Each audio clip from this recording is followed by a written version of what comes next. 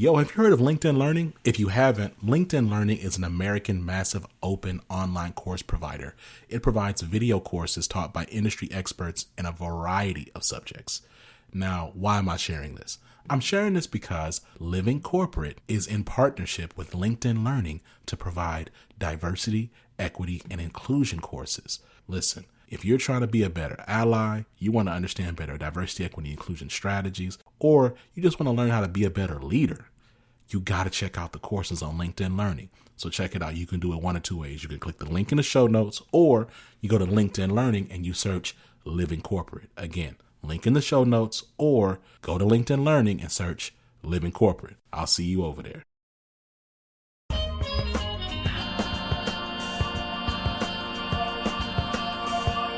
Hello, and welcome everyone. Welcome to the group chat, Radical Change. I am your host, Vonda Page, and today I am excited, I'm honored, and just so enthusiastic about talking to our guest today, Jacquie Abram. Jacquie co-wrote a book called Hush Money, and it's just going to, I'm so full of the content and the story of Hush Money. And so I'm excited to have Jacquie talk about it today. And we're just going to get right into it. First, I just want to say welcome and thank you for joining me. And how you doing this morning, Jacquie? I am well. I am so excited to be on your show today. Thank you for having me and amplifying my voice. I appreciate you. Absolutely. So, I had shared with the LinkedIn community that I just read Hush Money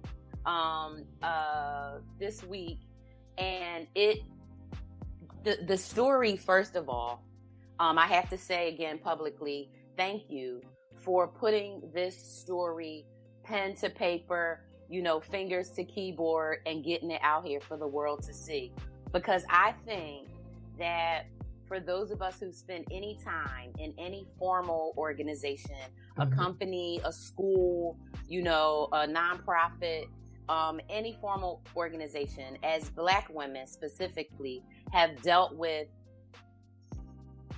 probably at least 50% of the things that you just described in this one person's story. So before we even get into talking about that, just tell me a little bit about the origin of how you actually brought that story, to life for us all. Okay. Well, thank you for that marvelous introduction, Vonda. And, just to give you a little bit of background on me, I'll be honest with you and your audience that writing a book was never something I ever considered. It was the furthest thing from my mind.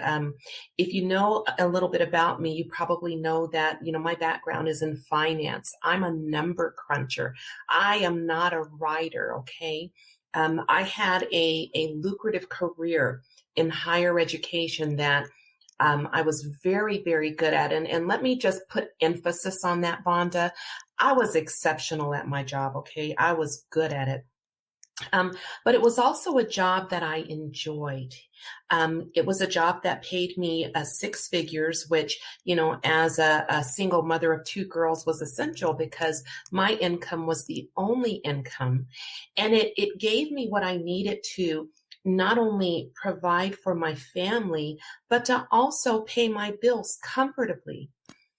It was a career that by any measure should have been a successful career. Okay. But it wasn't. And the reason it wasn't, Vonda, is because as I was building my career, which spanned nearly 2 decades, so almost 20 years, I kept finding myself becoming the repeated victim of racism in the workplace. And Vonda, not the kind, that you see reflected in a lot of those movies, books, and TV shows about, racism from decades ago, during a time where it was more overt and you could easily spot it. You could point at it and say, yes, that is racism. people walked around in white robes and hoods and you just knew you were dealing with racism. That's not what we're dealing with in the workplace today. Today's racism, Vonda, modern day racism, is not overt. It's covert. It's hidden. And it's much, much harder to prove. And so in my situation, as I was building my career and, working in environments that are, horrific, just to say the least, I suffered a lot of racial trauma. And, people don't know a lot about racial trauma. I have nothing against diversity, equity, and inclusion trainings because they're well-intentioned. But a lot of times, they focus on a little bit of what's happening in the workplace. But what they don't capture is that when you're experiencing racism in the workplace, when you clock out and you leave for the day, that racism effect on you doesn't stay at work. You carry it with you. It becomes part of you. And so in my case, I suffered a lot of racial trauma. And let me just say that as my career was being repeatedly derailed, and I found myself repeatedly losing everything, Vonda, everything that I had built, because this is what it looks like, okay? Yeah. You get this great job. Things are wonderful in the beginning. This job gives you everything you need to provide for your family. You are building your career because you're good at it. You are climbing that corporate ladder, right? And you feel like you are on your way to having something sustainable that you can actually build and possibly even retire from, because a lot of white people get afforded that. They have opportunities and careers that they can project 5, 10, 15, 20 years out and see themselves in that same career field, in that same job, and building a retirement and a nest egg. For a lot of us, that's not the case. So yes, you may spend several years in an organization living through pure hell, but still earning a great income. But if you are targeted by someone in that organization who decides that because you are Black, you do not deserve that position that you hold, and they pull the rug from under you, both you and that ladder you're on come crashing down, okay? I liken it to George Floyd, honestly. Let me just tell you why I say that. George Floyd was brutally murdered in his community by a racist police officer, Derek Chauvin, right? Yep. But here's the thing, though, Vonda. When Derek Chauvin murdered George Floyd, he was the one who took his last breath, who killed him in his community. But he was not alone. He had help. Okay. Mm-hmm. There were 3 other cops there. There was one who was keeping those who wanted to be allies, who wanted to help at bay. Yep. While observing, they're watching. Okay, this guy is watching Derek kill George, right? Yeah. But then there are 2 other police officers who are physically holding George down, rendering him completely powerless and helpless in that situation. So essentially, they aided and abetted him while he killed George in his community, right? Yes. Now, the reason I bring this up is because racist police kill us in our communities. Every day.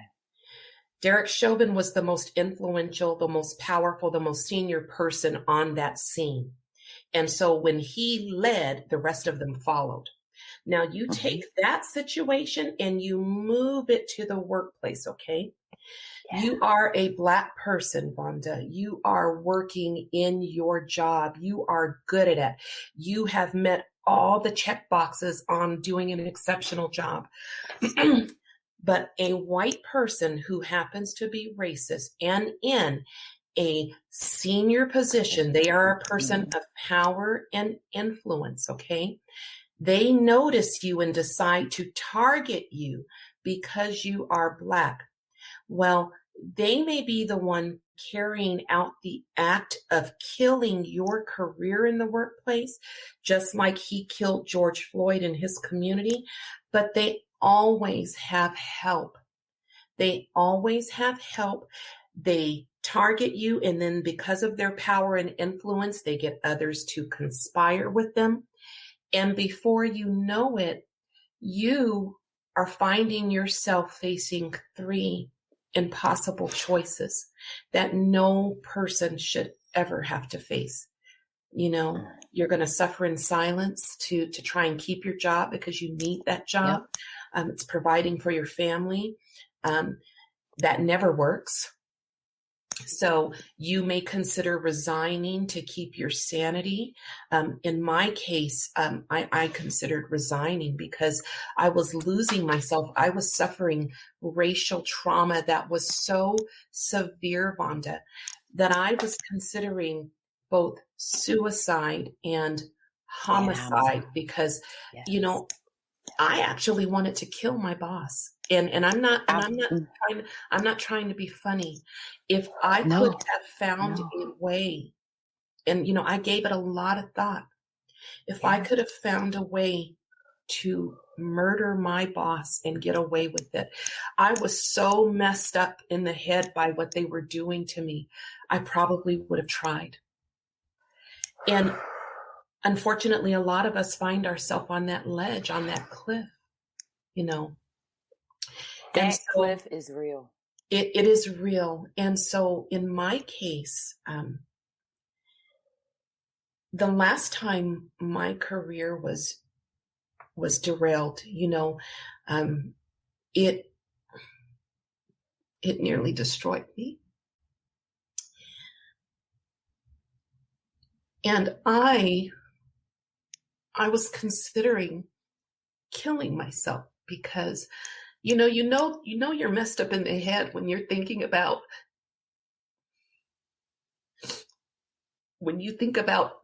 the peace and the acceptance and the love you get in death because you can't get it in life because of who you are. And so, you know, I was just spiraling downward because everything you build, you end up losing it. And, you know, you may get some money in savings. You may get this position and you can stay in it and you're building it. But then when you become targeted, which always happens for us. Always. And your career is derailed. You lose it all. And so that little bit of savings that you were able to accumulate, you're now living off of that until you get your next opportunity. Mm-hmm. A lot of people think that racism is a one-time thing for us. And it's not. You know, let's say you are a Black person who can say, you know, I was discriminated against. I was a victim of racism, and people actually believe you. Okay. You don't get a little card that says, racist people, leave me alone in my next job because I've already been through this. Because I've been there. They don't give us that. They don't give us a little badge, okay? So by the 4th or 5th time of having my own career derailed, I sunk so low, and I was falling. And, you know, like I said, I was sitting, I remember the very day I was actually standing on the edge of the ocean at a place called Salt Creek Beach in California, just, you know, just ready to give up. But I think that God intervened because as I was staring out at that ocean, just trying to, you know, figure out how I was going to do this, I got a call from my baby. I have 2 girls. my youngest daughter, Delilah, called me. And, I got the phone in my pocket and I pick it up and I said, "Hey, baby." And she started crying and she said, "Mom, they're after me. I'm about to lose my job. These people are treating me so bad." And she just starts pouring her heart out to me as I'm sitting there standing on the sand, staring out at the ocean. Now, I don't know if you're a mom, but if there's anybody who's listening is a mom, it's one thing if you come after me, but if you come after my children in any way, shape, or form, you've got a problem on your hands. And so when she called me and I heard the desperation in her voice, and I knew that she was this close to being on the same cliff that I was sitting on, I pulled myself together. And I told my daughter I was coming home. So I came back to Colorado and I helped my daughter. And then I talked to my oldest daughter and I said, "Have you experienced anything like this?" And when I asked her point blank, because she didn't tell me anything, she started crying and she said, "Mom, they're after me. These people are." And she starts saying the same thing that my youngest daughter's saying and that I'm feeling. And I said, "Well, Deborah, why didn't you say anything? Why didn't you tell me this was happening to you?" And she said, "Mom, we're supposed to be strong as Black women. We're not supposed to be weak. We can't be weak. We're supposed to be strong." And, and so she goes on saying, she tried talking to a few of her friends. They told her it was in her head, that she was just using the Black card, this and that and the other. And so she didn't want to worry me. And so when I realized both of my daughters were going through it, then I was like, okay, maybe I'm not crazy, because at first I thought I was crazy too.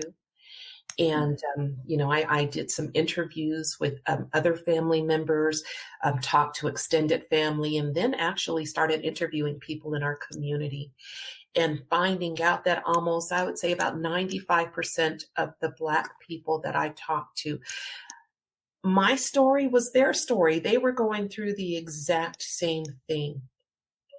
But Vonda, in all those stories, there was a woman who was going through the same thing, okay?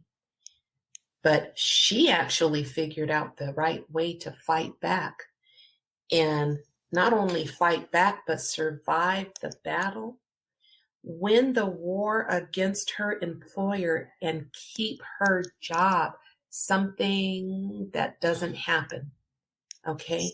Because, in a lot of cases, Vonda, if we are fortunate enough to prove what's happening to us and that company settles with us, as part of that settlement, you have to separate from them. They don't want to deal with you anymore. You can't keep your job. We'll buy your silence. We'll pay you to go away. And we're going to make you sign a nice little agreement that says you can't tell anybody what happened to you. But we don't want to see you here anymore. We don't want you to stay here. You need to go somewhere else. Now, there's a problem with that, Vonda. Okay. You may get that nice little settlement. Okay.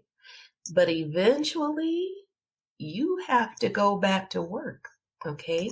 After you live off of that settlement and you try to heal from your racial trauma, you got to go back to work. And I don't care what that company says, they may put it in your little agreement that says, when you apply for a new job, we're going to give you a good reference. No. They can't explicitly tell that company that you're trying to get a job at not to hire you, but they can give little subtle hints and cues. And there's a trigger question that's always asked, and this is how they keep you from getting gainful employment, which is another form of that hidden racism that I'm talking about. So you've gone over here to this new company. You're trying to get a job in the field that you are good at, that you love, that you enjoy. Well, especially if it's a six-figure position or if it's any position, that's, let's say $20,000 or more in today's day and age, everybody wants a professional reference. So they're going to call over here because this is the last job you had, and they're going to probe, ask some questions. And the one question they always ask, okay, Vonda, so you've told us, how long this person worked there. You've told us, the job that they had, how much you paid them. But just one more question before we hang up, Vonda. Would you hire this person again? And this person over here who can't stand you because you proved systemic racism, they're going to pause. They don't have to say a word. They just pause. That puts the radar up over here that something's wrong, and now you can't get a job in your industry. So I know that was a little long-winded, but that's just my background and why I decided to come forward with my daughters and tell this woman's story. Because ideally, if we can help more of our people keep their jobs, prove systemic racism in your workplace and keep your job, that's going to be the best scenario for you. And that's why I wanted you here. That was not long-winded. You took me through like what I went through reading the book in that intro. And I mean, when people listen to this and watch it later and listen to the podcast version of it, I mean, they're going to jump to get the book. But one of the things, I mean, so much, but like, let's just talk about the trauma piece of it for a second. And like, I want to understand the healing part of getting the story out and telling the story. Because one thing that I'm finding, and I am a mom too, so I totally get it. And I can tell you every time my daughter calls me from California, like, boom, I'm on an airplane, right, from Oregon to get there. Yes. And it's been like that. And I'm a single mom. I got divorced when my daughter was a baby. So like literally, it's been me and her from the day she came out. Right. And so like, to your point, it's one thing when we're experiencing this traumatic abuse in the workplace, because like you saying, your daughter was saying to you, I don't want to be weak, because we have been conditioned. made and conditioned to take any abuse, to take any level of abuse in the workplace. We're supposed to take mental, verbal assaults. We're supposed to take assaults to our character, assaults to our looks, assaults to things that we can't even change about ourselves, like the color of our skin or the texture. Like, we're supposed to take it all and smile and be happy and be like, yeah, okay, and going out for happy hour and eating nasty potluck food and acting like everything is fine, right? Right. Within the midst of that. But to your point, right, what's happening in the background, it doesn't just stop at 5 o'clock or 4 o'clock or 3:30 when you get off. Whether you working in a manufacturing spot or you working in big tech or you working in finance or education, that goes with you. Because even though you say, okay, I leave the door, right? And now it's basically I have to walk away from the computer, but I walk out, I walk away. The impact of that doesn't change, right? It's just like I burned myself on an iron when I was 14. You still can see this. That's right. It's still there. It don't hurt. Right. But it's still there. It's with me, right? It's a physical scar. So when you think about those emotional scars that go to your character or the essence of your intellect or who you are as a person, being accused of lying, being accused of having bad integrity, when you know your performance is stellar, you looking at your coworker and you see this person playing on Facebook all damn day. You in here busting out project after project, you doing this, you doing that, and at the end of the day, you get an average mark, they get whatever, and they bumping up and moving up, and you're trying to figure out what's wrong. I think one of the key things that you talked about that comes to light is, the fact that everybody is in on it, right? So when you think about, like, I think about, Dave Chappelle or Wu-Tang Clan or any artist or any black person, right, who's been out doing their art and doing their craft for years, when you get to a point and you start to recognize, why is it that things aren't, why am I not moving up that trajectory? I'm doing all the right things, but what is happening? And then you know, like in the book, right? Ebony's talking to different people, trying to understand. She's documenting. She knows she's doing all her stuff and trying to figure out what's wrong, because it's not just one person. It's not just your boss or your boss's boss or somebody in an adjacent dotted line organization. It could be anybody with the power and influence that feels like, oh, Vonda doesn't deserve that job. Jacquie doesn't deserve that job. Ebony doesn't deserve that job. Who she thinks she is? Right. Well, and like I said, want to work for a Black woman because, you know, I think that she doesn't deserve it, because whatever, right? Well, like I said, you know, they kill us in our communities, but they also kill us in our careers, our workplace careers, and it's a different type of death. And so that's where Hush Money came from. We wanted to expose that. We wanted to, we really had 3 goals in mind when we wrote Hush Money.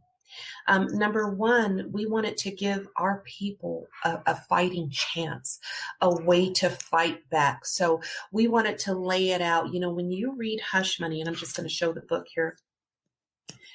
When you read Hush Money, how one woman proved systemic racism in her workplace and kept her job, you get to see something that you don't really get to see with a lot of the diversity, equity, and inclusion trainings, because, you know, those trainings, again, I have nothing against them. They're well-intentioned, but, you know, there's only so much that you can teach in an annual training or a semi-annual training. You can only cover so much in a small snippet, and there's so much more to the story. So with Hush Money, you get to see the 5-year journey of one Black woman. You get to see from the time she is reading the newspaper, looking for a job. Mm-hmm. You get to see it all the way through, all the mistakes she makes, the racial trauma she suffers, everything that happens to her, the consequences for speaking up. But then you get to see what she did to get it right after making a million mistakes.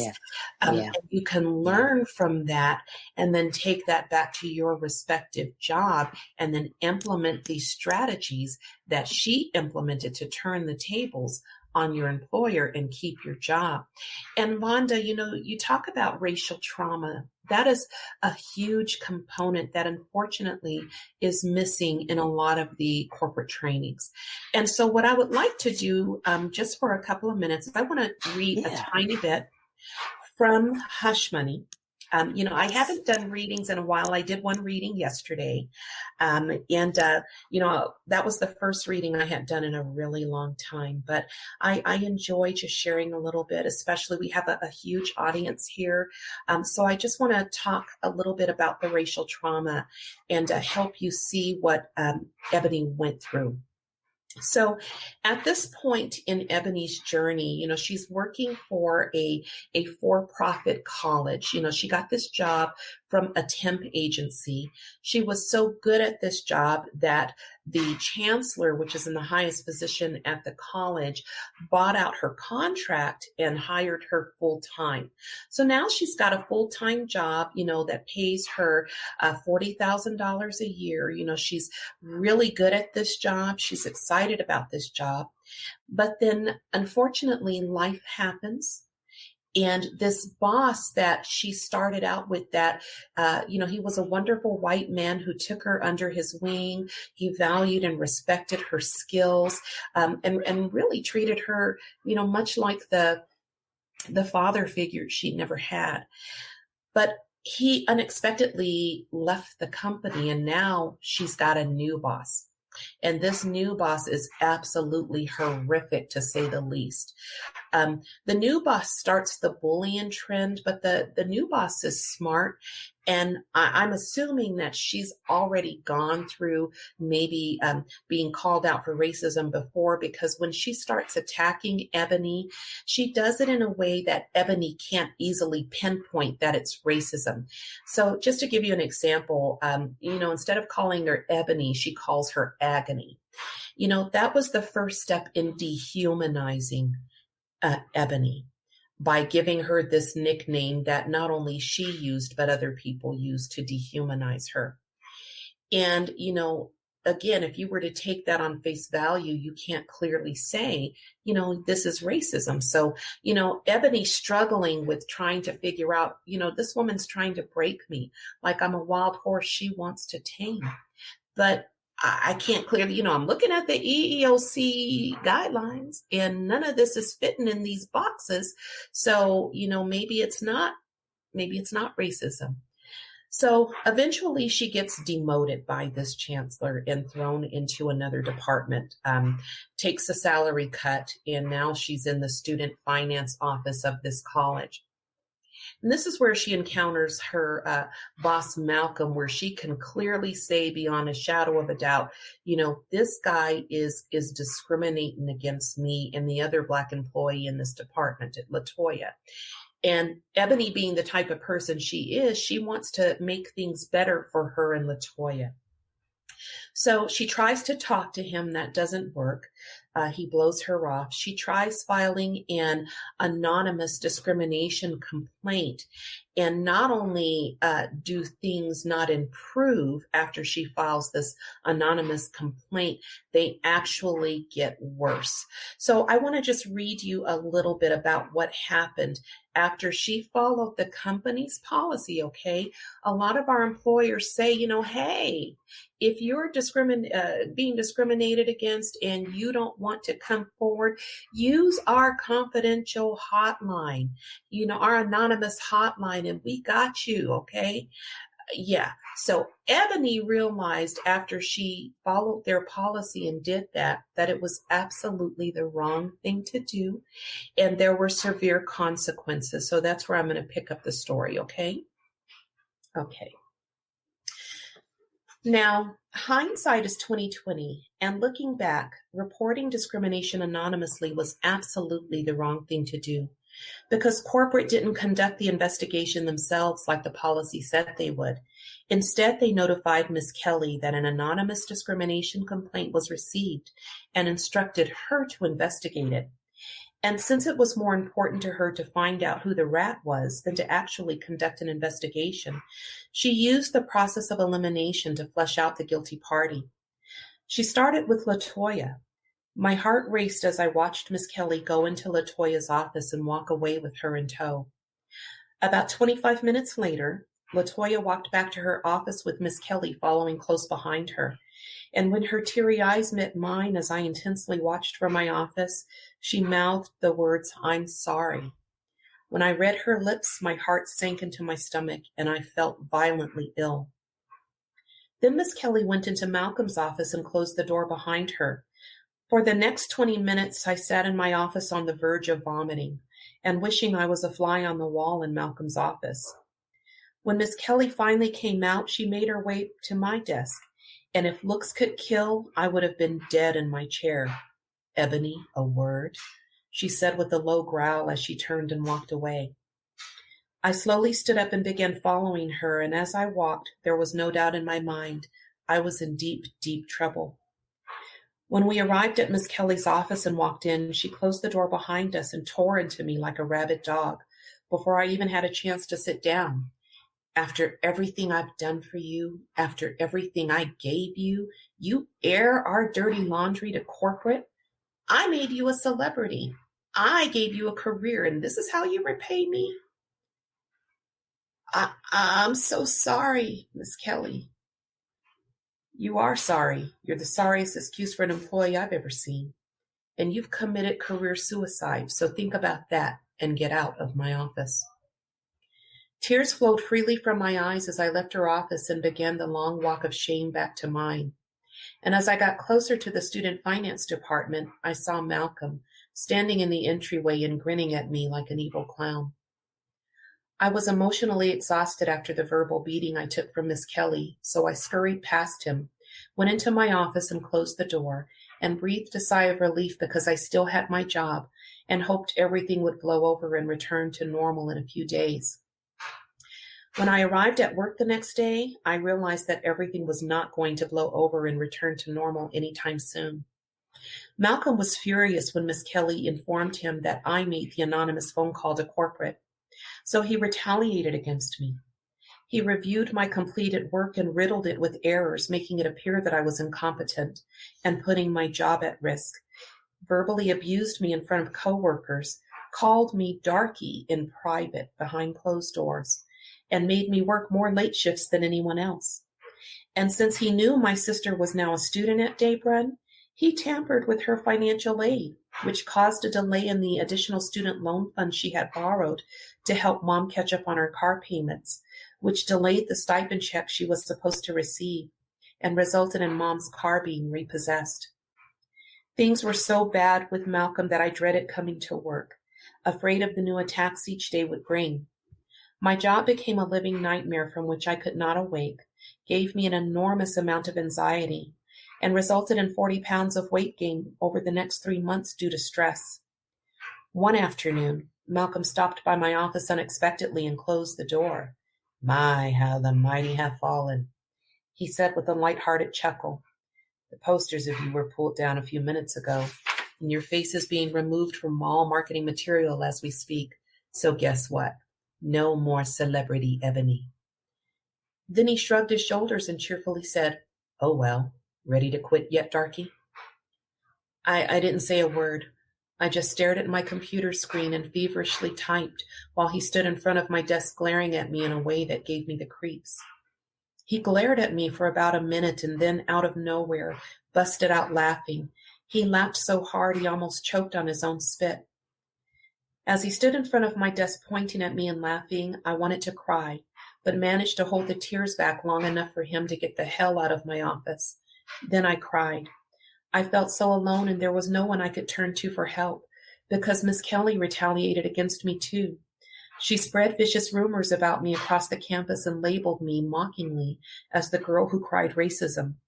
And because she was the chancellor and her words carried a huge amount of weight, she transformed me from the racial discrimination victim that I was into a social outcast, and no one, not even LaToya, wanted to talk to me, let alone be seen with me. And I didn't dare file another discrimination complaint. I was too afraid of being fired or making matters worse.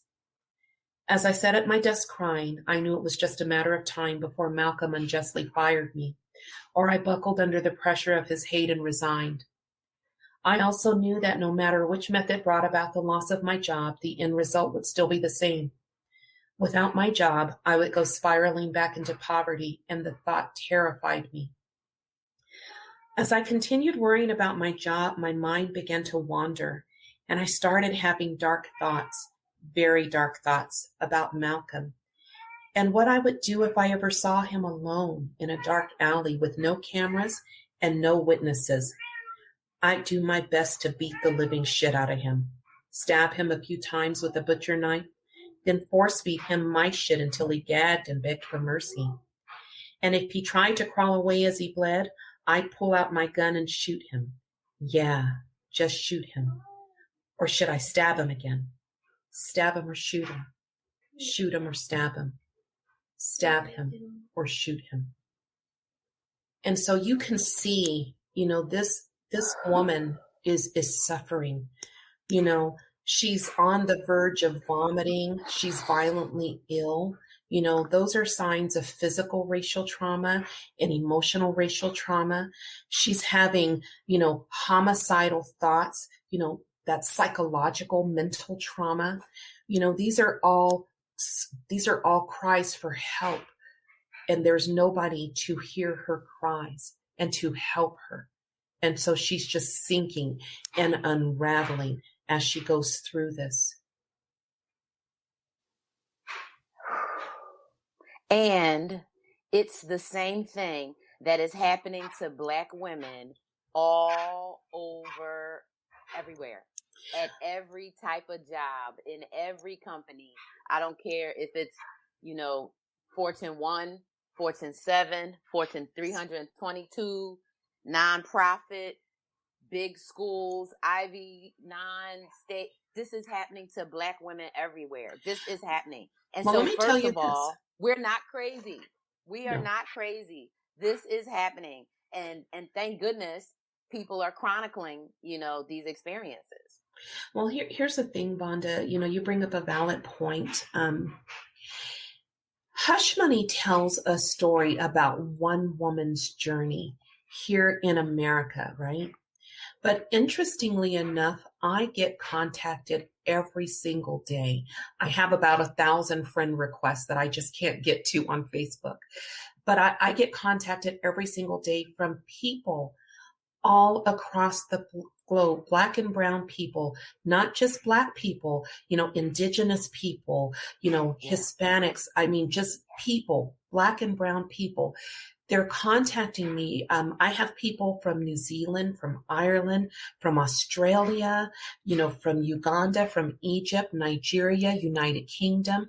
They're all contacting me and they're telling me we're experiencing the same thing here.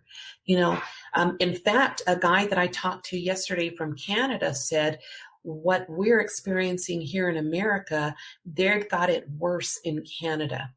And so, and so what's happening is Hush Money is actually spreading across the globe in ways that I never thought was humanly possible. And here's why.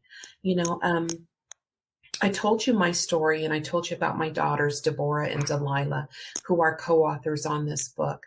Yeah. My background was in finance. Neither one of them has a writer's background or an author's background, but we produced a book. We took the story, we poured our hearts and souls into it, and we added depth to it through our experiences and the experiences of so many others. But be clear about this. This is not a compilation of multiple stories all spliced together nicely to give you a dramatic book. This is one woman's story. This is what happened to one woman. So we wrote this book. We didn't know what to do with it. We wanted to help others with it. We self-published because we didn't have a publisher. And somebody's not happy.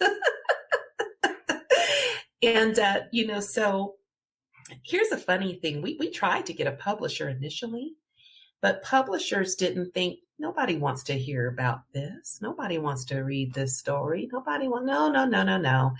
So we were like, okay, no worries. If a publisher won't take us on, we will self-publish. So we uploaded the book to Amazon. I found a graphic designer for $22 who designed the cover. And then once we uploaded it to Amazon, there were no upfront costs other than the $22 I paid to have this book cover created. And then we took that book that Amazon said, okay, we'll print this book for you. We'll sell it for you. We'll keep a portion of the royalties. And so then they gave us our author's copies and we put them in the trunk of my car. And we started selling the book from the trunk of my car 5 months ago. 5 months ago, Vonda, we were selling this book at parks. We were selling this book at, pop-up shop events, anywhere we could find an audience who was hurting.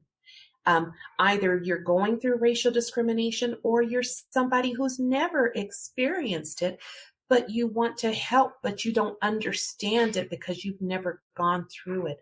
So Hush Money puts those people, the allies who want to help, but they don't know enough about what we go through because they've never experienced it. It puts them into Ebony's shoes. And when they see her 5-year journey, when they come out of that, they are changed. Their ideas and their perceptions about what we experience working while Black are changed. And And so that's what makes this such a rewarding experience for me, is that we're changing lives and opening eyes all across the world. Vonda, I told you I started selling this book 5 months ago from the trunk of my car, right? Mm-hmm. Paid $22 for the graphic design cover. Today, Hush Money is an international award-winning book.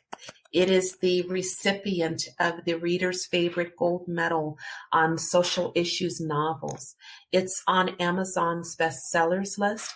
It is number 1 on so many categories on Goodreads, best eye-opening African-American women's fiction, mm-hmm. and number 1 in best books to read to improve and increase your social justice awareness on racism.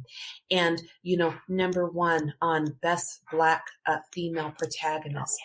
And then, it's number 9 on findthisbest.com out of thousands of books for best African-American Christian fiction.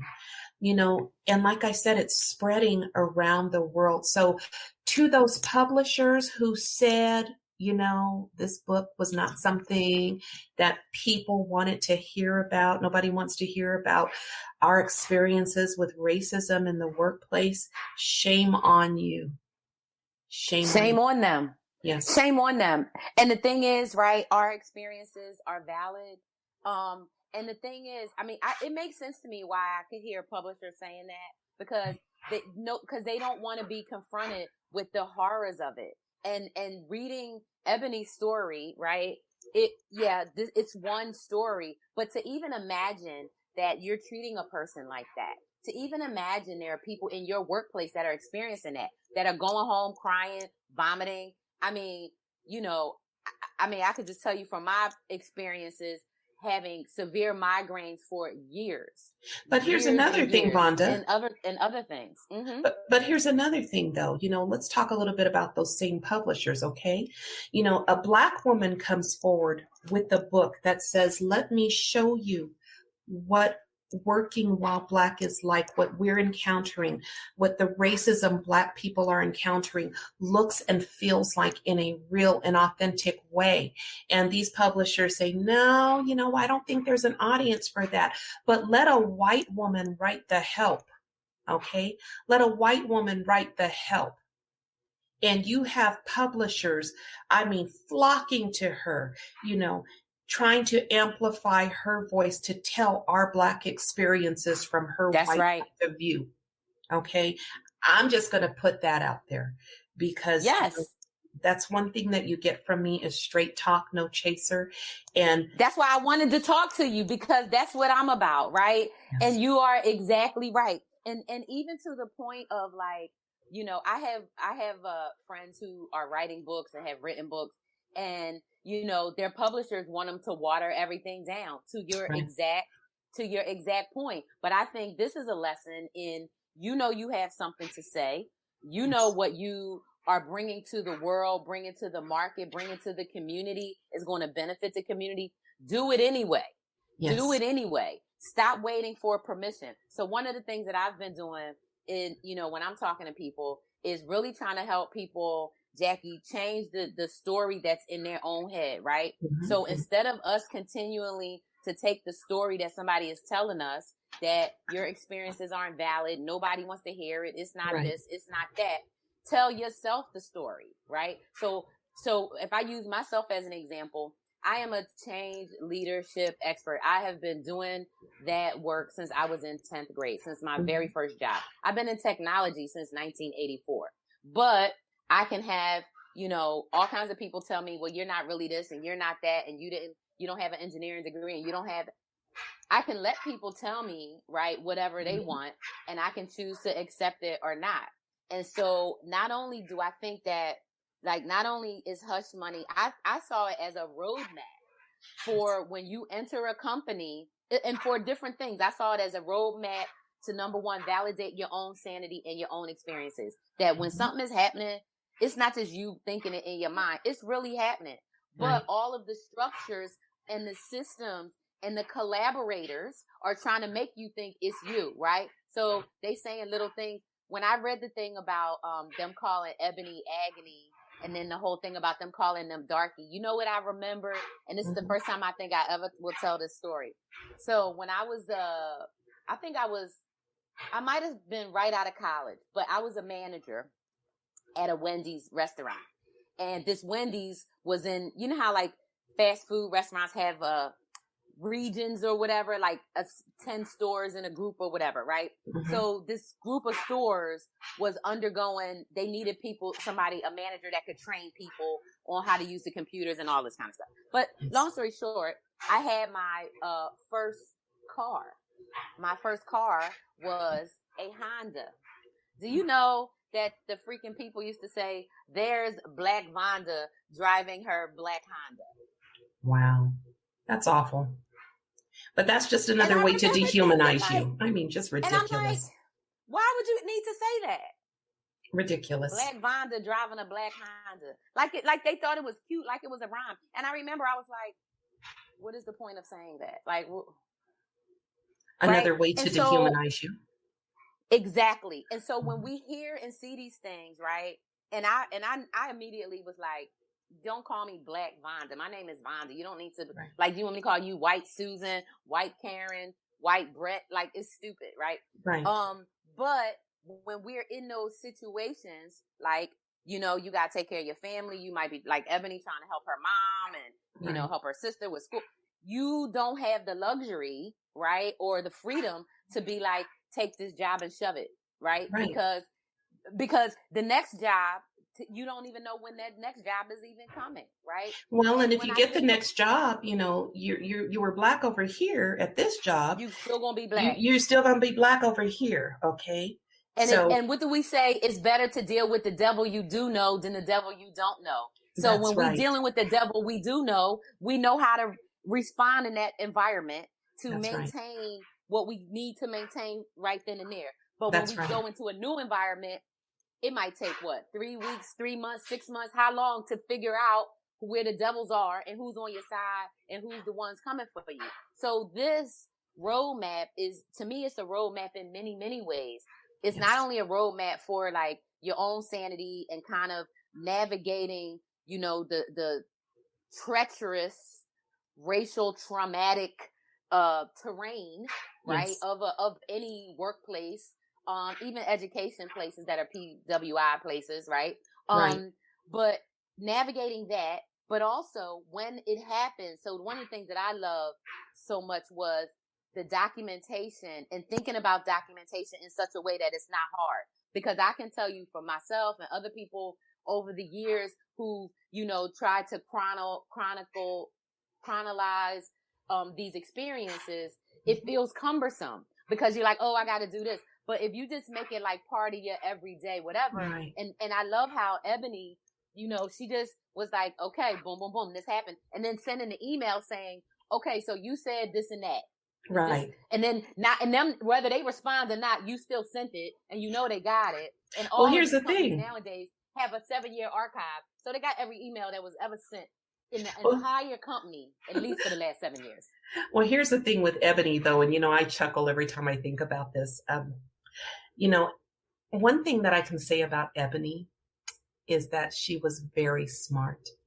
And so when she decided to take on a project, she looked at it strategically. She's like, okay, you know, and she lays it out strategically. So she says, okay, the first thing that I'm going to do is I'm going to adopt the motto. The E in email stands for evidence.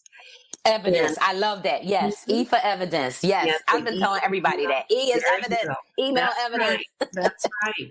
And so what she did was she decided to weaponize email.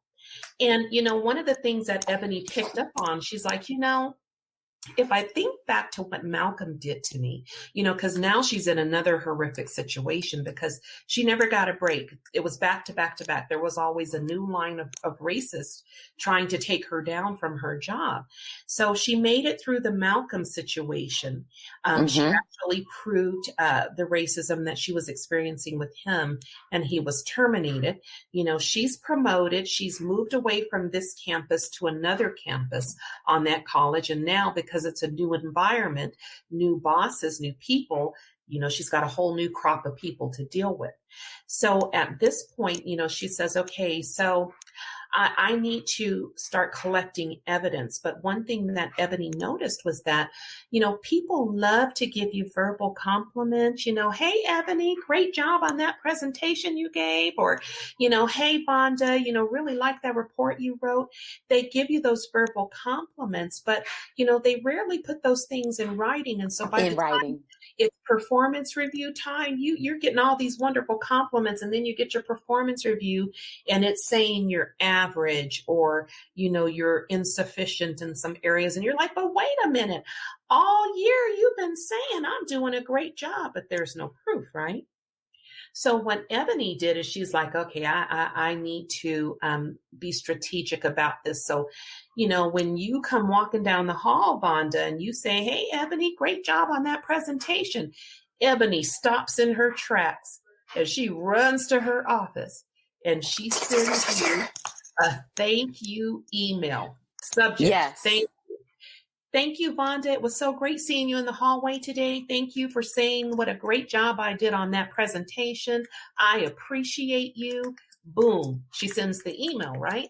Why is that important? Because now you have tangible proof that at this point in time, you were doing an excellent job, okay? So when the racism starts and they try to paint you as a bad, incompetent employee, you now have a stack of thank you emails. They never respond back with anything bad. They either ignore it or they respond back and say, no problem. It was my pleasure.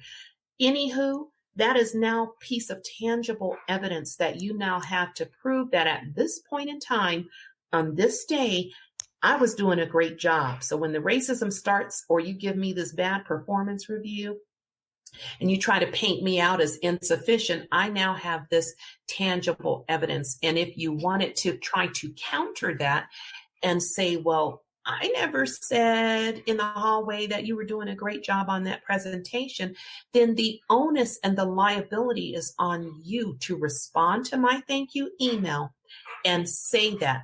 Silence does not help you when it comes to building evidence that I can use against you. This is so good. So, you're going to come back next week and we're going to talk some more. I think that we should talk about,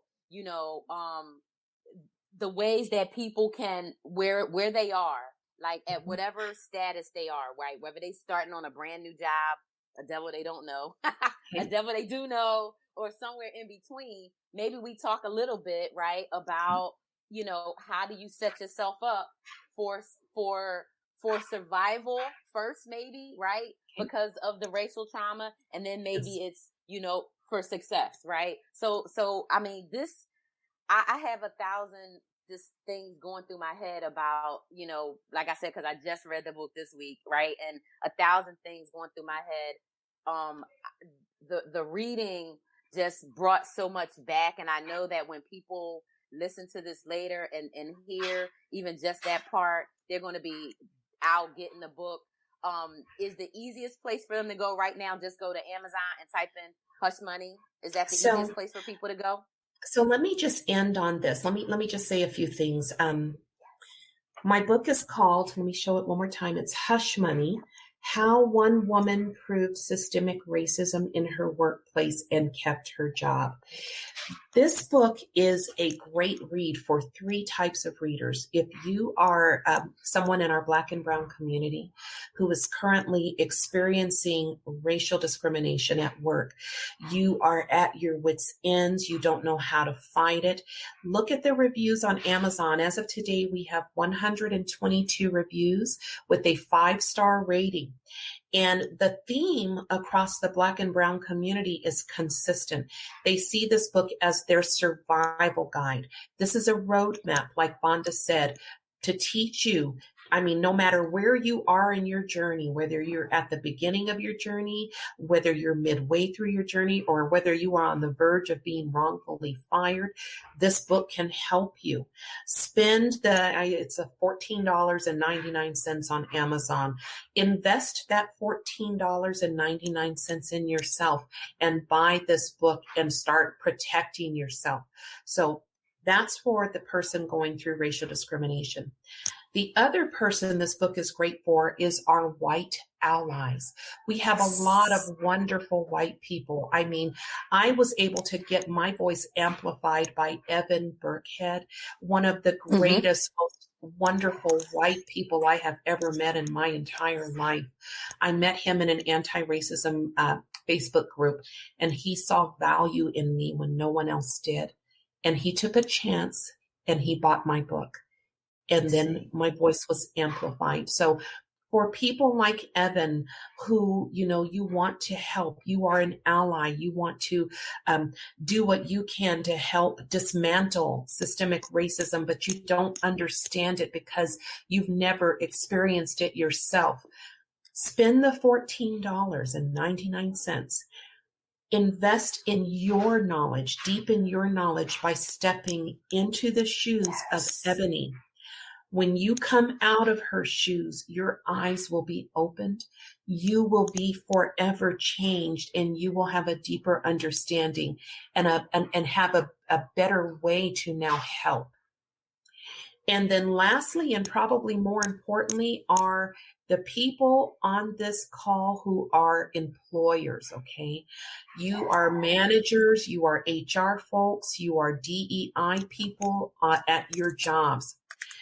The reason those DEI trainings, like I said, as well-intentioned as they are, they've been around for decades, but they really aren't effective with stopping racism is because a lot of times they lack a strong racism component.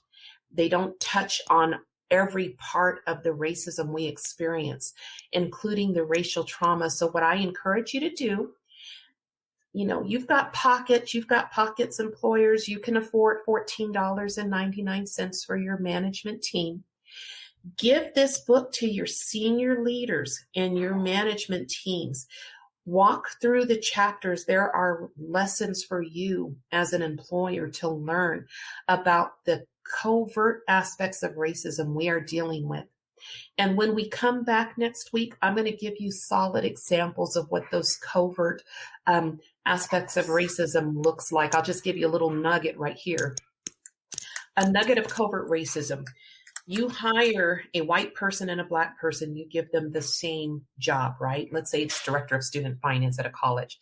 The white person gets an awesome training, Vonda. You give them the tools, the resources, and the information that they need to be successful in that job out of the gate.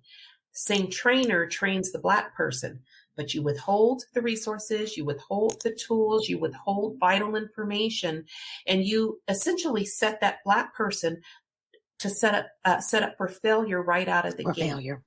Yes. So while the white person is succeeding in that job, the Black person is making mistakes and struggling because you've intentionally trained them wrong.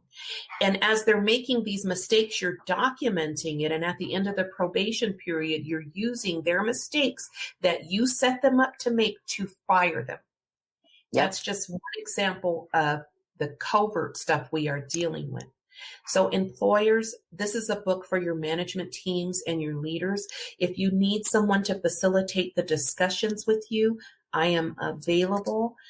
Your teams will learn so much, and you will be helping this woman who suffered my own racial trauma as my career was killed by racists, and was so traumatized by what I went through that I wrote this book with my daughters and paid $22 to get a cover and sold it from the trunk of my car as my last effort at trying to survive in a world that is so unwelcoming for our people. Support me, and I will just be forever grateful. And it's going to help not only with your healing, Jacquie, but with a collective healing that we need, right, from racial trauma. So I just have to say thank you so much. This was an invaluable conversation, but thank you so much, Jacquie Abram, and I'm looking forward to seeing you next Saturday, same time, and we're going to get into those covert versus overt examples, and we're going to talk more about hush money and this roadmap. So thank you, everyone, for joining the group chat today. And just one more thing, get the book on Amazon. And if you want an autographed book, DM me on LinkedIn, because I have a lot of people getting autographed books. All righty then. That's even better. Thank you. I love that. Well, thank you so much, Jacquie, and I will talk with you soon. Bye, everybody.